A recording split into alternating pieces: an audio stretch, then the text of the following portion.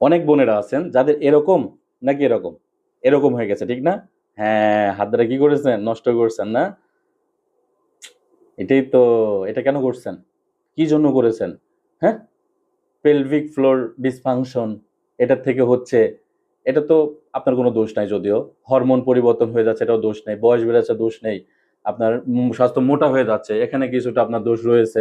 আপনি হয়তো খাবার দাবার কন্ট্রোল করছেন না, প্রসবের সময় আপনার ইনজুরি হচ্ছে, প্রসব করতে করার সময় সমস্যা সৃষ্টি হচ্ছে, কিন্তু হাত দ্বারা যখন করতেছেন বা অতিরিক্ত মেলামেশার থেকেও কিন্তু এটা হয়, এরকম জিনিস এরকম হয়ে যায় একদম। কি হয়, ভালো লাগে? লাগে না তো। অনেকে বলেন স্যার আমার হাজবেন্ড অন্য মেয়ের সাথে চলাচল করে, আমারটা নাকি তার পছন্দ না, যেটা সত্য এটা বলতে হবে, সামনের উপরে বলতে হবে তো, নাহলে তো বুঝবেন না, সব তো গোপনেই থেকে গেল এত জীবন এত বছর, তো লাভ কি হলো? কোনো কিছু হয়েছে? অনেকে তো বিয়ের আগে শেষ করে ফেলেন, অনেকে মেসেজ করেন, কল দিয়ে বলেন স্যার এটা আমি কি করব, কিভাবে এটাকে এরকম করব।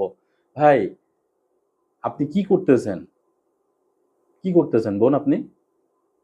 এটা করা যাবে না তো। এটা করলে আপনার জীবন তেজপাতা হয়ে যাবে। তেজপাতা মানে বুঝেন? জীবন শেষ। বয়ফ্রেন্ড বাদ, বয়ফ্রেন্ডের সাথে কোনো মেলামেশা চলবে না, ঠিক আছে? আজ থেকে নিষেধ থাকলো। হ্যাঁ, আর ওষুধ আছে, ওষুধ সেবন করে অবশ্যই এরকম জিনিসটাকে এরকম করে একটি ছেলের মনকে ধরে রাখার চেষ্টা করবেন।